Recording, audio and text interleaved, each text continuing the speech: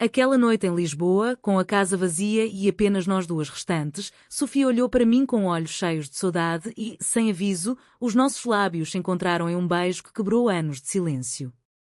Eu, Ana, afastei-me horrorizada, mas o coração batia descontrolado, sabendo que nada seria o mesmo. No dia seguinte, o telefone tocou e a voz da minha mãe trouxe o passado à tona, expondo o segredo que eu enterrara há uma década. O apartamento no bairro Alto estava silencioso como nunca. Os pais de Sofia tinham viajado para o Algarve e os meus estavam em Coimbra para o aniversário de uma tia. Só restávamos nós, duas mulheres de 30 anos que partilhavam o mesmo teto por acaso da vida. Eu tinha voltado de um casamento falhado, ela acabara de terminar um contrato em Madrid. A amizade de infância parecia inofensiva. Mas naquela noite de junho, depois de um copo de vinho do Porto Mais, Sofia pousou a mão no meu braço e disse baixinho: Ana, eu nunca parei de te amar. O beijo foi suave, quase tímido, mas carregado de tudo o que tínhamos perdido. Eu recuei como se tivesse sido queimada. Não, Sofia. Isso não pode acontecer outra vez. Saí para a varanda, o ar quente da cidade subia do Rio Tejo, mas dentro de mim o frio era antigo. 10 anos antes, na Universidade do Porto, tínhamos sido tudo uma para a outra. Beijos roubados no quarto da residência, promessas sussurradas debaixo dos plátanos da Praça de Ribeira. Até que a minha mãe encontrou uma carta. Isto é pecado, Ana. A família não vai aceitar. O teu pai vai morrer de desgosto. Eu tinha 20 anos, medo, vergonha. Neguei tudo. Disse a Sofia que fora um erro, que nunca amara de verdade, que queria uma vida normal. Ela chorou no corredor da faculdade e eu virei as costas. Depois disso, casei-me com um homem que mal conhecia, vivi 2 anos de mentira e divorciei-me em silêncio. Agora, o beijo tinha acordado o monstro. Eu não dormi. De manhã, o telemóvel tocou. Era a minha mãe. Ana, filha, encontrei uma caixa velha no sótão de Coimbra. Tinha fotos tuas com a Sofia daquelas fotos. O que é isto? A tua tia viu. Toda a gente vai saber. A voz dela tremia de raiva e decepção. Eu gelei.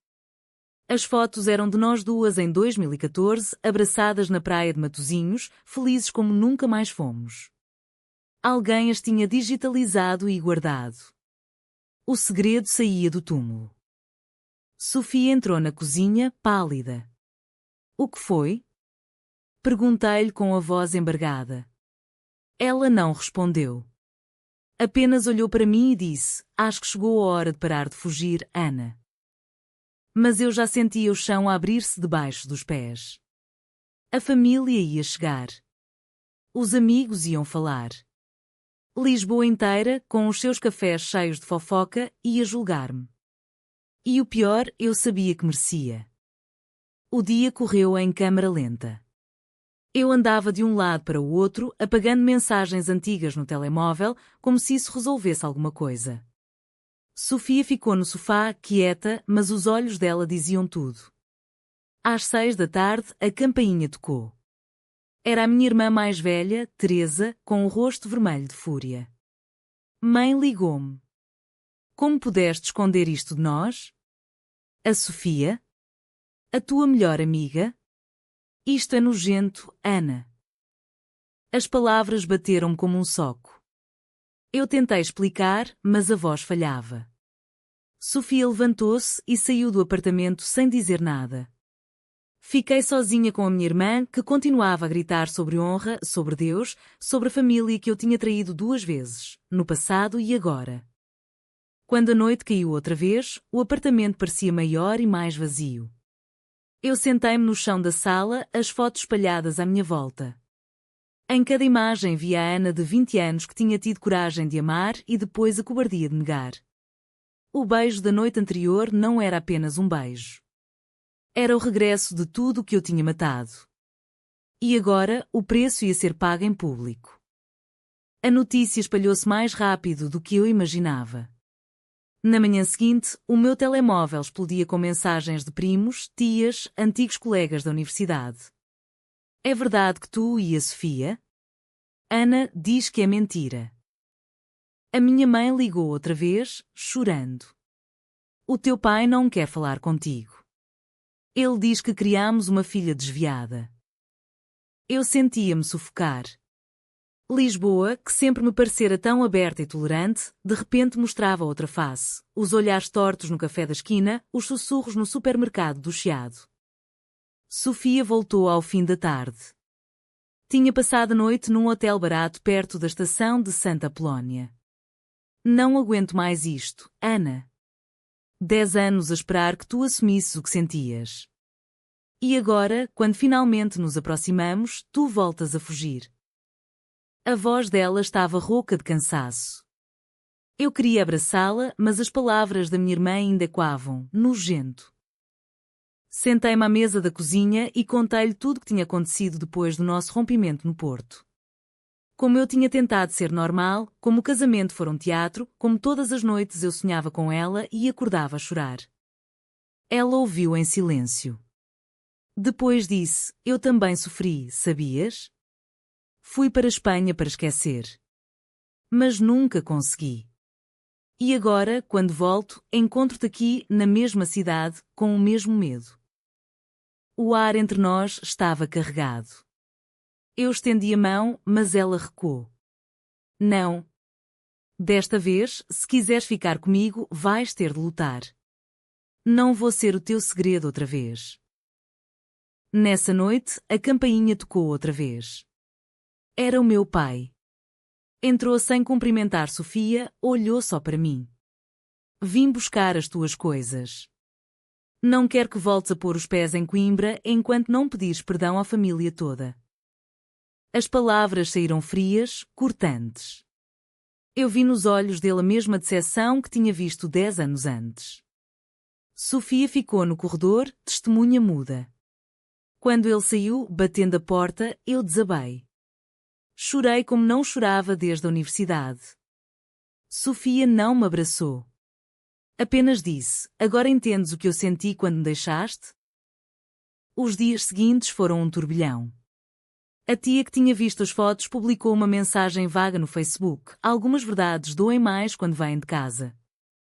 Comentários explodiram. Pobre família. Coitada da Ana, influenciada. Isto é moda. Eu lia tudo, paralisada. No trabalho, no escritório de arquitetura perto do Terreiro do Paço, os colegas evitavam-me. Uma cliente cancelou um projeto. Não me sinto confortável, disse ela ao telefone. Sofia e eu mal falávamos. Dormíamos em quartos separados. Mas todas as noites eu ouvia os passos dela no corredor e o meu coração apertava. O passado não parava de voltar.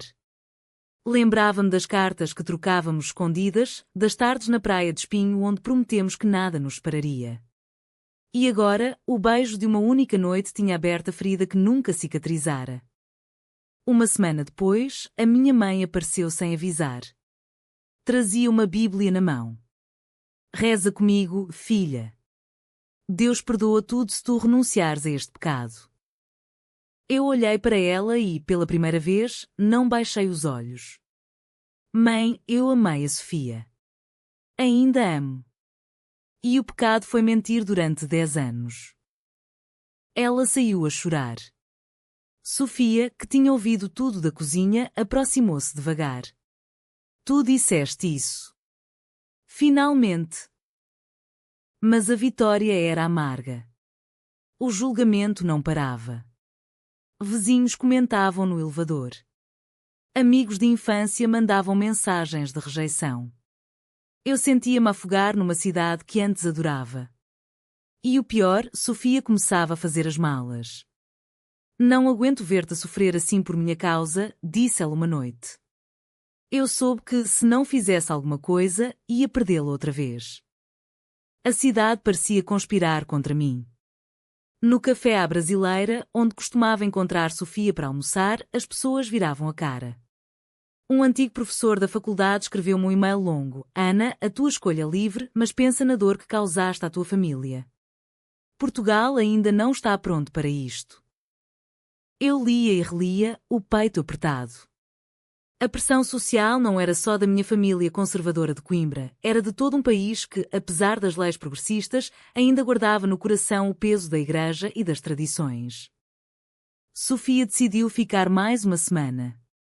Só para ver se tu realmente mudas, disse ela.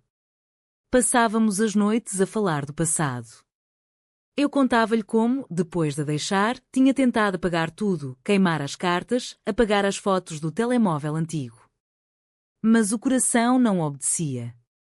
Em Madrid, ela tinha namorado um homem durante 3 anos, mas terminara porque sempre via o teu rosto. Ouvindo isso, eu sentia uma culpa tão pesada que mal conseguia respirar. Então veio o confronto maior. A família inteira marcou uma reunião em Coimbra, num domingo. Eu fui sozinha, de comboio. Sofia quis acompanhar-me, mas eu disse que tinha de fazer isto sozinha. Quando entrei na casa antiga, o silêncio era sepulcral. O meu pai, a minha mãe, a minha irmã Teresa e 2 tias estavam sentados à mesa da sala de jantar. Explica-te, disse meu pai sem rodeios. Eu respirei fundo e contei tudo. O amor no Porto, o medo, a mentira, o casamento falso, o regresso a Lisboa, o beijo recente. As palavras saíam trêmulas, mas honestas. A minha mãe chorava baixinho. Teresa gritava, tu destruíste a nossa reputação. Como vamos olhar para as pessoas na missa? O meu pai apenas olhava para o chão. No fim, ele disse, se queres viver assim, vive. Mas não esperes o nosso apoio. Saí da casa com as pernas a tremer. No comboio de volta, liguei a Sofia. Eles não me perdoaram. Mas eu perdoei-me mim mesma, pelo menos um pouco. Quando cheguei a Lisboa, Sofia esperava-me na estação. Abraçámo-nos pela primeira vez desde o beijo. Não foi romântico. Foi alívio. Mas o alívio durou pouco. No dia seguinte, um jornal local publicou uma notícia vaga, escândalo familiar no bairro Alto, antiga estudante de Coimbra assume orientação sexual após anos de silêncio. Não citavam nomes, mas toda a gente sabia. Os comentários online eram cruéis. Traiu a família. Influência má. Eu fechava os olhos e via a Ana de 20 anos a virar as costas a Sofia no corredor da faculdade. Agora pagava o dobro. O trabalho tornou-se insustentável. O patrão chamou-me ao gabinete. Ana, os clientes estão a cancelar. Talvez seja melhor tirares umas férias. Eu saí chorando. Sofia encontrou-me no apartamento, fez chá de camomila e disse, vamos embora juntas. Para o Porto. Recomeçar? Eu hesitei. Fugir outra vez? Não. Desta vez queria ficar e lutar.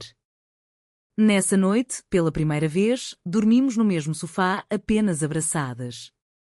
Sem beijos, sem promessas. Apenas o calor de 2 mulheres que tinham sobrevivido ao mesmo inferno. Mas lá fora, a cidade continuava a julgar. E eu sabia que o pior ainda estava por vir. O verão chegou quente e implacável. Lisboa fervia de turistas, mas para mim era um palco de acusações. Um dia, ao sair do supermercado no Príncipe Real, encontrei uma antiga amiga da universidade. Ela parou, olhou-me de cima a baixo e disse, Ana, sempre soubeste que isto ia acontecer. Devias ter ficado com o teu ex-marido. Pelo menos era normal. As palavras doeram mais do que qualquer insulto online. Eu continuei a andar, mas dentro de mim algo se partiu definitivamente. Sofia propôs que fizéssemos terapia juntas.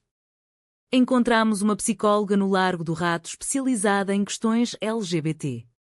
Nas sessões, eu falava do medo de perder a família, ela falava da dor de ser abandonada 2 vezes. A terapeuta dizia, o amor não desaparece. Mas a culpa que carregas, Ana, está a impedir-te de viver. Eu saía das sessões exausta, mas mais leve. Aos poucos, comecei a responder às mensagens. Sim, amo uma mulher. Sim, é a Sofia. E não peço desculpa por isso. A minha irmã Teresa apareceu uma tarde sem avisar. Pai está doente. O coração. Os médicos dizem que o stress não ajuda. A culpa voltou em onda. Eu fui a Coimbra sozinha outra vez. No hospital, o meu pai estava pálido. Quando me viu, virou a cara. Não quero ver-te aqui. A minha mãe puxou-me para o corredor. Ele chora todas as noites. Diz que falhou como pai. Eu chorei com ela. Mãe, eu não escolhi magoar-vos. Mas também não escolhi deixar de amar a Sofia. De regresso a Lisboa, Sofia esperava-me com o jantar pronto. Não podes carregar o mundo inteiro. Nessa noite, finalmente nos beijamos outra vez. Foi diferente do primeiro. Mais lento, mais consciente. Quer tentar, disse eu. Mas desta vez sem fugas. Ela sorriu pela primeira vez em semanas. Então luta por nós em público. E eu lutei. Criei uma página anónima no Instagram onde partilhava a minha história, sem nomes. Neguei o meu amor por medo. Hoje assumo. Os comentários foram mistos, apoio de jovens, ódio de mais velhos. Mas pela primeira vez senti que não estava sozinha. Uma rapariga de 19 anos de Braga escreveu: a tua coragem deu-me força para contar aos meus pais. Isso aqueceu-me o coração. No entanto, a família não parava. A tia que iniciara tudo marcou uma reunião familiar no Porto. Desta vez Sofia foi comigo. Entramos de mãos dadas no restaurante. O silêncio foi ensurdecedor. O meu pai levantou-se para sair, mas a minha mãe segurou-o: deixa-as falar. Eu falei. Contei a história toda, sem omitir nada. Sofia acrescentou a sua parte. No fim, ninguém aplaudiu. Mas ninguém gritou. Apenas o meu pai murmurou: preciso de tempo. Saímos do restaurante com as pernas fracas. No carro, Sofia apertou a minha mão. Foi um passo. Sim. Um passo pequeno num caminho ainda longo. Mas o peso no peito estava mais leve. O outono pintou Lisboa de tons dourados. Eu e Sofia decidimos ficar no apartamento do bairro Alto. O trabalho voltou devagar, alguns clientes regressaram, outros novos apareceram.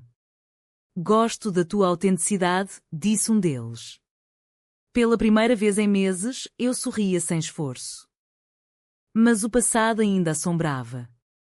Uma noite, recebi uma mensagem da minha irmã: pai piorou. Quer ver-te. Fui sozinha. No hospital de Coimbra, o meu pai estava mais fraco. Ana perdoa-me por não ter sabido lidar. As palavras saíram roucas. Eu chorei. Pai, eu é que peço perdão por ter mentido tanto tempo. Ele apertou a minha mão. Não foi aceitação total, mas foi um começo. Sofia e eu começamos a sair em público. Pequenos gestos, mãos dadas no Jardim da Estrela, um beijo rápido no mirador da Senhora do Monte. Alguns olhares estranhos, mas também sorrisos. Uma senhora idosa aproximou-se um dia: eu também amei uma mulher na minha juventude. Nunca tive coragem. Fico feliz por ti. Momentos assim davam-me força. No entanto, a redenção não era linear. Uma tia postou no Facebook uma foto antiga minha com o ex-marido e escreveu: algumas escolhas destroem famílias. Os comentários explodiram outra vez. Sofia chorou. Eles nunca vão parar. Eu abracei-a: então vamos construir a nossa própria família. Nessa noite, falámos de futuro, talvez adotar, talvez mudar para o Porto onde tudo começara. A terapia continuava. Aprendi a perdoar a Ana de 20 anos. Sofia perdoou-me o abandono. O amor que tínhamos era mais maduro, mais forte. Mas a dor social ainda existia. Num jantar com amigos antigos, um deles disse: não julgo, mas a vossa escolha é difícil para a sociedade. Eu respondi calmamente: não é escolha. É quem eu sou. O clímax chegou numa tarde de novembro. A minha mãe telefonou. Vamos todos a Lisboa. Queremos conhecer a Sofia como deve ser. Eu gelei. Sofia apertou a minha mão. Vamos recebê-los. Preparámos o apartamento, cozinhámos bacalhau à Brás. Quando eles chegaram, pai, mãe, irmã, o silêncio inicial foi tenso. Depois, a minha mãe abraçou Sofia. Obrigada por amares a minha filha apesar de tudo. O meu pai apertou-lhe a mão. Não foram palavras bonitas, mas foram honestas. Nessa noite, depois deles partirem, Sofia e eu ficámos no sofá. Conseguimos, disse ela. Eu sorri. Ainda não. Mas estamos no caminho. O inverno trouxe chuva fina e paz relativa. A família não era perfeita, mas falava conosco. O meu pai enviava mensagens curtas. Como estás? A minha mãe convidava-nos para o Natal em Coimbra. Pequenos gestos que valiam ouro. Sofia e eu decidimos fazer uma viagem ao Porto. Voltámos à universidade, passeámos pelos mesmos lugares. No banco onde nos beijámos pela primeira vez, ela disse: obrigada por não desistires de nós. Eu respondi: obrigada por me dares outra oportunidade. O Tejo corria calmo, como se aprovasse. Lisboa aceitava-nos aos poucos. Os vizinhos cumprimentavam. Os colegas de trabalho já não sussurravam. Eu abri a página de Instagram com o meu nome verdadeiro. Chamo-me Ana. Amo Sofia. E sou feliz. As mensagens de apoio multiplicaram-se. Uma mãe escreveu: a tua história ajudou-me a aceitar o meu filho. Eu chorei de emoção. Mas a redenção foi dolorosa. Perdi amigos antigos. Perdi a ilusão de uma família perfeita. Ganhei, no entanto, uma versão mais verdadeira de mim. Sofia e eu falámos de casar um dia, talvez no Algarve, com quem quisesse vir. Não era o fim feliz de um conto. Era a vida real, com cicatrizes. Uma noite, sentadas na varanda a olhar para as luzes da cidade, Sofia perguntou: valeu a pena todo este sofrimento? Eu respondi: sim. Porque agora amo sem medo. E foi assim que, depois de 10 anos de negação, de um beijo que mudou tudo e de um segredo que quase nos destruiu, encontramos o caminho de volta uma para a outra. Não perfeito, mas nosso. Será que negar o amor verdadeiro para agradar à família e à sociedade pode alguma vez ser a decisão certa? Verdadeiro ou falso?